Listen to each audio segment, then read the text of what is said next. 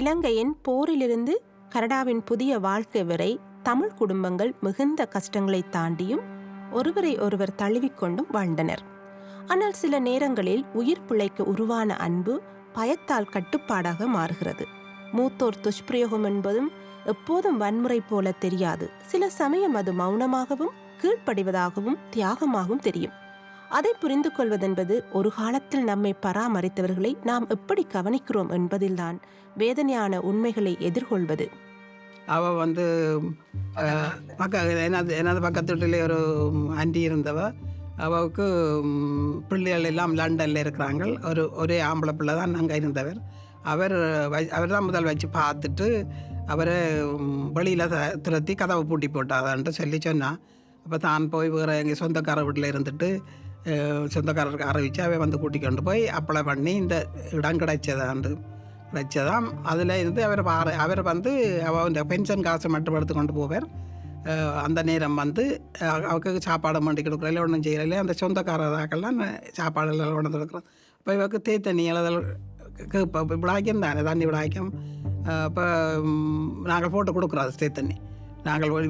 நான் போட்டு கொடுக்க இவர் கொண்டு கொடுத்தா அன்றைக்கு ஒரு நாள் அங்கே தேத்தண்ணி இவர் கொண்டு போக பிஎஸ்டபிள்யூ ஒன்று அதை வேண்டி சிங்கிக்கெலாம் ஊற்றி போட்டுச்சு கொடுக்க வேண்டாமன்ட்டு. அவையும் அப்படித்தான் சில நேரம் கட்டுப்படுத்தி தாங்கள் டைப்பர் நடுக மாற்றி கொண்டு இருக்கணும், மூத்திரம் பெய்யாது அதுகள்ட்டு சொல்லி கொடுக்க இல்லை. அவள் சில நேரம் பைப் தண்ணி சுடு தண்ணி எடுத்து குடிப்பவான். பிறகு இந்த டைப்பர் மாற்ற நேரத்துக்கு வர ஆயினம் அது அவவே கலட்டி கீழே போட்டுட்டு ஒரு நாள் சும்மா நிற்குது. கதவை தட்டுறாங்க, நடுக கதவை தட்டுவா. அப்போ திறந்து பார்த்தா இவ தான். அப்போ பிறகு நான் கூட்டிக்கொண்டு போய் அவரை உடுப்படுத்து நாங்கள் போட்டு விட்டு உடுப்பில்லாமல் நின்று போவோம். அப்படி கஷ்டப்பட்டு பிறகு நர்சிங் ஹோமுக்கு பிறகு அந்த சொந்தக்காரர் அப்ளை பண்ணி நர்சிங் ஹோமில் இருந்தால் போன ஒரு 23ஆம் ஆண்டு பாஸ்டவே. இங்கே வந்திருக்கிற முதியோர் ஸ்ரீலங்காவிலேருந்து முதியோராக இங்கே இருக்கிற தற்போது இருக்கிறாக்களை அந்த பிள்ளைகள் சில சந்தர்ப்பத்தில் தங்களோட இதுக்காண்டி பயன்படுத்தி கொள்கிறார்கள். அதாவது தங்களோட பிள்ளைகளை பார்க்குறதுக்கோ சமைக்கிறதுக்கோ அல்லது அவங்க பென்ஷன் பணத்தை எடுக்கிறதுக்காண்டியோ பயன்படுத்தி கொள்கிறார்கள். அப்படி இல்லாமல் தங்களுடைய அம்மா அப்பான்னு சொல்லி அவர்களை சமூகத்தில் நல்ல நிலைமையில் வச்சுருக்கணும். இப்படி தங்களோட வச்சிருக்க இல்லாத பட்சத்தில் அவர்களை சீனியர் ஹோமில் விட்டுட்டு அவைகளுக்கு சப்போர்ட் பண்ணலாம். தங்களோட வச்சு அவையை துன்புறுத்தக்கூடாது. இது பிச்சை எடுத்த மயில் இருக்கிறேன். இவர் செத்த கடன்களும் இருக்குது. இதில் கதைக்கு போன கவலை தான். வேதம் ஒரு வீட்டுக்கு ஒழுங்கு பண்ணி தருவீனமோ? எங்கே உங்களுக்கு காசு எங்கே இருந்து வருது? இல்லையம்மா, தானே கட்டுறார் வீட்டு வாடகையும் சிலவுக்கும். நிதி சுரண்டல் பெரும்பாலும் முதல் எச்சரிக்கை. அது மெதுவாகவும் மறைமுகமாகவும் குடும்ப பொறுப்பு என்ற பெயரில் நியாயப்படுத்தப்பட்டு நடக்கிறது. ஆனால் நம்பிக்கை சிதறத் தொடங்கும் போது சேதம் பணத்தை கடந்தே செல்கிறது. மூடிய கதவுகளுக்கு பின்னால் கட்டுப்பாட்டுக்கான போராட்டம் தொடங்குகிறது. அது மூத்தவர்களின் உணர்வுகள், மரியாதை, அடையாளம் ஆகியவற்றை குறிவைக்கிறது. முந்தைய அவர் இருக்க அப்படித்தான் செய்தாங்க. இப்போ எந்த அவர் கண்ணம் கொண்டு விட போய்க்க பொறுப்பு எல்லாத்தையும் மானோட விட்டுட்டான். என்னட்ட என்னால் ஒன்றும் செய்ய இல்லாதன்ட்டு அவன் தானே கட்டவன் 2200 மற்ற பிள்ளைகள் உங்களுக்கு உதவி செய்தீங்கம்மா? கதைச்சாலே கோபம் இருக்குது. அநேகமான அந்த ஃபைனான்ஷியல் இதுகள் எல்லாமே கண்ட்ரோல் பண்ணுறது பிள்ளைகளை அரைப்பினோம். இப்போ பிள்ளைகளை அரைக்க பேரண்ட்ஸுக்கு தங்களோட ரைட்ஸ் தெரியாது. தாங்கள் என்ன செய்யலாம் என்ன செய்யக்கூடாது, தங்களுக்கு என்ன ரைட்ஸ் இருக்குன்றலாம் தெரியாது. ஸோ அப்போ தெரியாதபடியாலே அவ எல்லாத்தையும் ஓகேன்ட்டு இருப்பினோம். நான் பணம் தெரியல, தங்களோட செய்ய இல்லை ரெண்டு மோதையில அவர் இல்லாத பிறகு நான் ஒன்றும் செய்ய இல்லை. அவைகளுக்கு உங்களுக்கு காசு கொடுக்க இல்லைன்றபடியா அவைகள் உங்களை துன்புறுத்தினமா என்ன செய்யணும்? அப்படித்தான் மனதுக்கு வேதனை தான். என்ன செய்கிறவே? அவ செய்ய இல்லை, கதைக்கிற இல்லை. வேதனையில் 5 வருஷம் இப்படி இருக்கிறேன்னு தனிங்க ஒரு பிள்ளைகள் என்ன வேணுமென்று கொண்டு போய் பார்க்குது இல்லையே.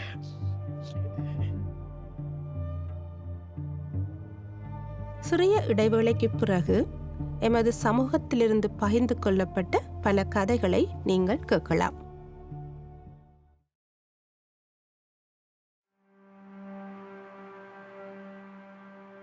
உணர்ச்சி விளையாட்டு ஆழமான மற்றும் தெரியாத காயங்களை உருவாக்கும். ஒருவரின் நம்பிக்கையை தகர்த்து குரலை மௌனமாக்கும். இந்த மௌனம் தொடரும் போது மூத்தவர்கள் இன்னும் பாதிக்கப்படும் நிலைக்கு தள்ளப்படுகிறார்கள். சிலருக்கு இந்த பலவீனம் உடல் துஷ்பிரயோகமாக உயர்கிறது. புறக்கணிப்பு, வன்முறை, கட்டாயம், உணர்ச்சி வேதனையைப் போலவே ரகசியமும் அவமானமும் கொண்ட நிழலில் மறைந்து கிடக்கின்றன. மூத்தோருக்கான துஷ்பிரயோகம் அதை பற்றி தான் காய்க்கிறோம். எல்டர் அபியூஸ் நாங்கள் ஒரு ஜென்ரலாக கிளாஸிஃபை பண்ணிக்கலாம். 5 விதமாக நாங்கள் அதை பிரிக்கலாம். ஒன்று ஃபிசிக்கல் அபியூஸ், அதாவது உடல் ரீதியான துன்புறுத்தல். 2வது மன ரீதியான துன்புறுத்தல். 3வது ஃபைனான்ஷியல், பணம் பொருளாதார ரீதியான துன்புறுத்தல். இதுவும் மூத்தோருக்கான எல்டர் அபியூஸுக்குள்ளே வரும். 4வது செக்ஷுவல், பாலியல் ரீதியான துன்புறுத்தலாக இருக்கலாம். இவை 4 நேரடியாக இருக்கும். இந்த 5வது நெக்லெக்ட் என்று சொல்ல கவனிப்பாரற்று விடுவதும் ஒரு எல்டர். 5 விதமாக நாங்கள் இதை பிரிக்கலாம்.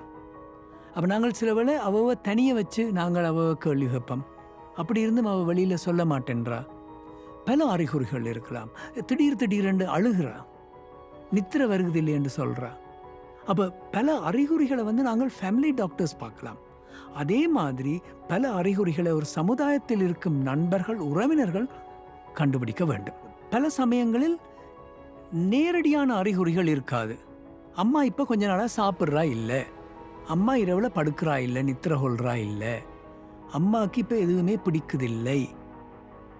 அப்போ இப்படியான அறிகுறிகள் வரும்போது ஏதோ மாற்றங்கள் இருக்குது. இப்போ சில பேருக்கு டிப்ரெஷன் என்கின்ற நோய் சின்ன வயதிலிருந்து கூட இருக்கலாம். ஆனால் இப்பொழுது திடீரென்று அவர்களுடைய குணம் மாறி அவர்கள் சில பேர் எக்ஸ்ட்ரீமாக போய் சூசைடல் தாட்ஸ் அவர்களுக்கு எல்லாம். நான் இருந்து என்ன செய்கிறது? இப்போ சைக்கலாஜிக்கல் ட்ராமான்றது திடீரென்று அழுகிறது, திடீரென்று பழைய கதைகளை நான் அப்படி இருந்தேன், இப்போ நான் இப்படி இருக்கிறேன், அந்த ஒரு செல்ஃப் பிட்டி அது இருக்கலாம். மற்றது ஒரு டோட்டலி ஏடிபிக்கல் சிம்டம்ஸ் என்று சொல்லக்கூடியவர் பசி எடுக்காது, நித்திரை சில வேளை அளவுக்கு அதிகமாக விடிய 6 மணிக்கு எழும்பி பூசை செய்கிறவ இல்லை ஜபம் பண்ணுறவ அம்மா இப்போ 9 மணி ஆனாலும் எழுப்பினால் நான் எனக்கு நித்திரை வருன்னு சொல்லி படுக்கிறான்னு சொல்லுவேன். அப்போ மற்றது தான் எந்த ஃபங்க்ஷனுக்கும் வேற இல்லை, நீங்கள் போயிட்டு வாங்கன்னு சொல்கிற மாதிரி இருக்கலாம். இப்படியான அறிகுறிகளை நாங்கள் முக்கியமாக நாங்கள் கண்டுபிடிக்கின்றோம். உணர்வு பூர்வமான துன்புறுத்தல் என்பது ஒரு முதியவருக்கு ஏற்படுகின்ற அதி உச்ச மனநிலையின் தாக்கம். அதாவது நாங்கள் இப்போ ஒரு உடல் அளவிலே அல்லது வேறு ஏதோ ஒரு வழியிலே காயப்பட்ட ஒருவரை நாங்கள் அடையாளம் காணலாம். ஆனால் மனதளவிலே ஏற்படுகின்ற காரியம் அல்லது அவருடைய உணர்வுகளுக்கு விடுக்கப்படுகின்ற சவால் என்பது மிகவும் சிரமமானதொன்று. ஆனாலும் ஒரு தேர்ச்சி பெற்ற வளவாளராக அல்லது இதிலே அனுபவம் உள்ள ஒருவராக நான் பல பேரை முதியவர்களை நான் சந்திக்கின்ற போது முதலாவது அவர்களுக்குள்ளே ஒரு விதமான சோகம் இருக்கும், அடுத்தது பயம் இருக்கும், அடுத்தது அந்த பாதிப்பினுடைய விளைவு அவருடைய முகத்திலும் அவர்களுடைய அந்த அங்க அசைவுகளிலும் தெரிவதை நான் கவனித்திருக்கின்றேன். குறிப்பாக அவர்களுக்குள்ளே ஒரு என்னை ஏன் இப்படி மற்றவர்கள் மதிக்கிறார்கள், நான் ஏன் இப்படியான ஒரு நிலைமைக்கு தள்ளப்பட்டிருக்கின்றேன் என்று உணர்வுக்கு முகம் கொடுக்கின்றதை நான் பார்த்திருக்கிறேன். இப்படியாக அநேகர், அதாவது அவர்களுடைய பலவீனமுற்ற அந்த முதிய வயதை மேலும் பலவீனமாக்குகின்றது தான் இந்த மன உளைச்சலின் முக்கிய அடையாளமாக நான் ஒரு களைப்பாக, சோர்வாக, பயத்தோடு இருக்கின்ற நிலைமை தான் அவர்களுக்கு தெரியும். அதிகமாக ஒரு படி மேலே அழுகை அவர்களுக்குரிய ஒரு வடிகாலாக இருக்கும் என்று அவர்கள் நினைத்து அதை செய்வார்கள். இப்படி பல வகையான அதிகம் பேச மாட்டார்கள் முதியவர்கள். தங்களுக்கு ஏற்படுத்தப்பட்ட அந்த கொடுமைகளை அவர்கள் நினைத்து அவர்கள் தங்களது இயலாமையைத்தான் அவருடைய அந்த முகத்தோற்றமும் கண்களிலிருந்து வருகின்ற கண்ணீரும் காட்டும். அதிகபட்சமாக மிக குறைவான அளவிலே அவருடைய பேச்சு இருக்கும். நாங்கள் ஆதரவாக ஏதாவது கேள்வி கேட்ட பின்புதான் அவர்களிடமிருந்து ஒரு பதில் வருவதை நாங்கள் பார்க்கிறோம். The whole lot adulthood until 60 they would have done everything. எல்லாமே பண்ணியிருப்பாங்க. ஆல் ஆஃப் அ சடன் 60 இயர்ஸில் சம் டிமென்ஷியா மெடிக்கல் இஷ்யூஸ் இப்போ நிறைய இருக்குது. ஒரு நீ ப்ராப்ளம் வந்துடும், ஒரு ஹிப் ஆப்ரேஷன் பண்ணியிருப்பாங்க. Then after that rehabilitation they won't be the same. அப்போது கண்டிப்பாக emotionally they'll be very down and depend upon people.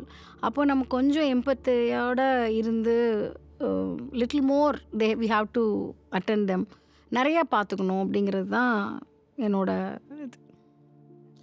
நிறைய ஆக்கள் இங்கே வரைக்க அந்த ஊரில் நடந்த யுத்தத்தின் நிமித்தம் அங்கே இருக்கிற அங்கே பெருசாக நிறைய ஆக்களுக்கு அங்கே ஒரு பின்புலம் இல்லை. ஃபைனான்ஷியலி அவையில் ஒரு பின்புலம் இல்லாமல் தான் இங்கே வரையினம். இங்கே வரைக்க அநேகமான ஆக்கள் ஒன்றும் இல்லாமல் வரையினம். அப்போ சில நேரம் அங்கே கவர்மெண்ட் ஜாப் செய்த ஆக்களுக்கு பென்ஷன் வர்றது அப்படியெல்லாம் இருக்கலாம். ஆனால் அநேகமான ஆக்கள் ஹவுஸ் ஒய்ஃபாக இருக்கிறதோ, அப்போ வேலை இல்லாமல் இருக்கிறதோ அப்படி இல்லாமல் இருக்க இங்கே வரைக்கும் அவைகளுக்கு ஒன்றும் இருக்காது. அப்போ அவையில் முழுக்க தங்களுடைய ஃபேமிலியை தான் தங்கி இருப்பினும். அடுத்த ஸ்பான்சர்ஷிப்பில் வந்த ஆக்களுக்கு ஃபர்ஸ்ட் 10 இயர்ஸுக்கு கவர்மெண்ட்டிட்ட இருந்து எந்த அசிஸ்டண்ட்டும் வராது. ஸோ ஃபைனான்ஷியலி கம்ப்ளீட்லி அவையில் தங்களோட பிள்ளைகளை தான் டிபெண்ட் பண்ணியிருக்கணும். அப்போ அதுக்கு பிறகு வரைக்க என்ன சொல்கிறது, அதை பார்த்தபடியாக இதுவும் அவைகளுக்கு போகிறதுன்னு சொல்லி ஒரு வருகுது. அப்போ அந்த ஃபைனான்ஷியல் இம்பேலன்ஸ் அதில் தான் வருதுன்னு நம்புகிறேன் நான். பிகாஸ் அவையில் ஒன்றுமே இல்லாமல் ஒரு ஆக்களை தங்கி இருந்துட்டு இப்போ திருப்பி ஒன்று வரையக்க வர்றதையும் அவையில் மட்டாக்கள்கிட்ட கொடுக்க வேண்டிய இடத்துல இருக்கணும் அவையில். பல உண்மைகளை தெரிந்து கொள்ள காத்திருங்கள்.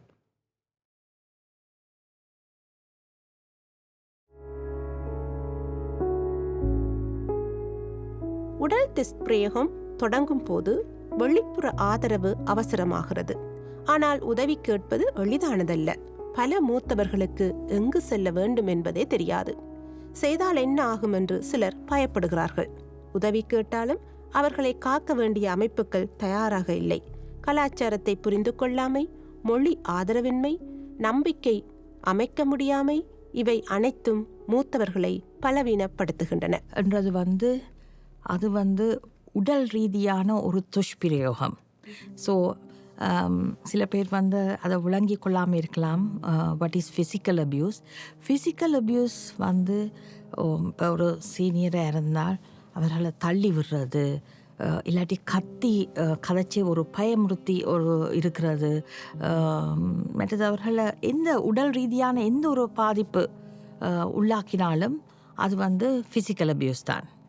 தள்ளுறது, உதைக்கிறது, அடிக்கிறது, எந்த விதமும் அது டெஃபினெட்லி அது அவர்களுக்கு மன ரீதியான ஒரு பாதிப்பை கொண்டு வரும். ரைட்? அவர்களை எதிர்க்கும் இப்போ ஒரு மகன் தாப்பனை அடிக்குது என்றால் முந்தி இருந்த மெனத்தென்போ வீரமாக அவைகளுக்கு இருக்காது திரும்பி அவன் மகனுக்கு அடிக்கிறதுக்கு. ரைட்? அந்த ஸ்ட்ரென்த் இருக்காது டு அட்டாக் அவளை பாதுகாக்கிறதுக்கு. ஸோ அடியை வாங்கி கொண்டு இருப்பினம் வெளியாலேயும் சொல்ல இயலாது. ஸோ அது அந்த விஷயத்த வெளியிலேயும் சொல்ல முடியாத ஒரு நிலை. அப்போ அது என்ன செய்யும்? மன ரீதியாக தானே பாதிக்கும். ஸோ இந்த ஃபிசிக்கல் அப்யூஸ் என்றது ஒரு வயது முதியோருக்கு நாங்கள் செய்கிற ஒரு துரோகம். அப்படி ஃபிசிக்கல் அப்யூஸ் செய்து அவர்கள் மன ரீதியாக பாதிக்க சமூகத்தில் இருந்து கொண்டு தான் வருது. க்ளோஸ் டோர்ஸில் இருக்குது. நான் நினைக்கிறேன் இப்போ என்னுடைய ப்ரொஃபஷனில் நான் பார்க்க நிறைய தரம் சில்ட்ரனுக்கு தெரியாது, தாங்கள் அப்யூஸ் பண்ணுறேன்னே தெரிய மாட்டோம். என்னோட சொல்லிச்சுன்னா டேக்கிங் அவே தே ரைட்ஸ், அதை எடுக்கிறதே தாங்கள் நல்லது செய்கிறதுன்னு நினைப்பினோம். அதே நேரம் அது கண்ட்ரோலிங்காக வந்துடும். என்னோட சொல்லிச்சுன்னா பெனிஃபிஷியரை சூஸ் பண்ணுறதா இருக்கட்டும். நான் இப்போ வீட்டில் ஒன்று நான் வச்சிருக்கிறபடியாக பார்க்குறபடியாக நீங்கள் என்ன தான் பெனிஃபிஷியரியாக போடணும்னா அதை கண்ட்ரோல் பண்ணுவினோம். ஸோ அதுக்கும் ஒரு விதமான இதுன்னு பார்க்குறேன், அவன் ரைட்ஸ் எடுக்கிறது. ஸோ ஃபைனான்ஷியல் அப்யூஸ் என்று சொல்லிக்கல உங்களுக்கு தெரியும் எஸ்டேட் பிளானிங் என்ற ஒரு விஷயம் இருக்குது.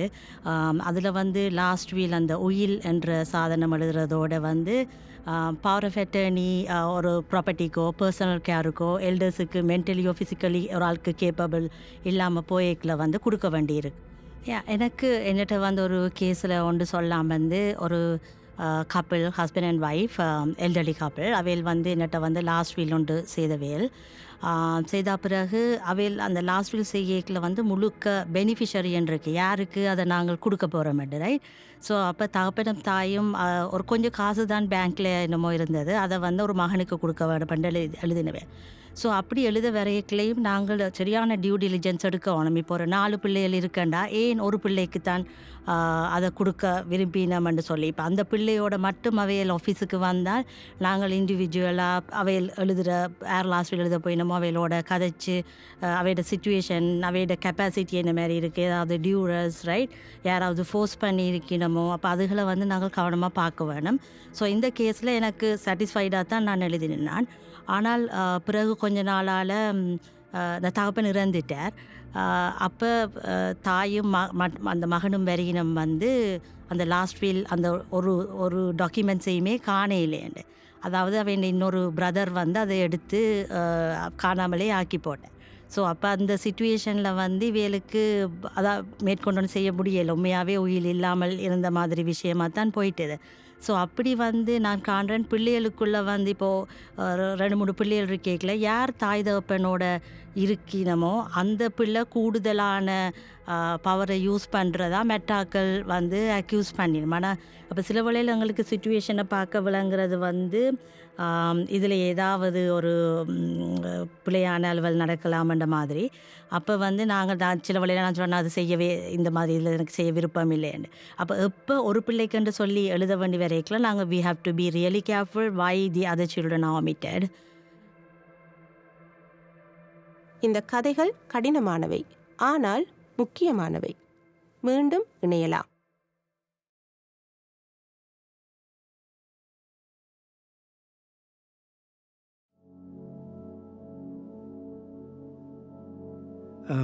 நாங்கள் ஒரு நானும் என் ஒய்ஃபும் ஒரு ஃப்ரெண்ட் வீட்டை விசிட் பண்ணுறதுக்கு போனாங்க. அப்போ அது ஒரு காண்டோமினியம்.